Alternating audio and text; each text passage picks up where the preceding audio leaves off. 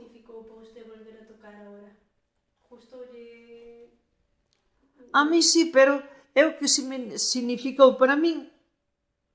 Pois mira, cousas que estou contenta, porque claro, como teño os fillos, e que estou aquí con eles, e que estou contenta en ese aspecto.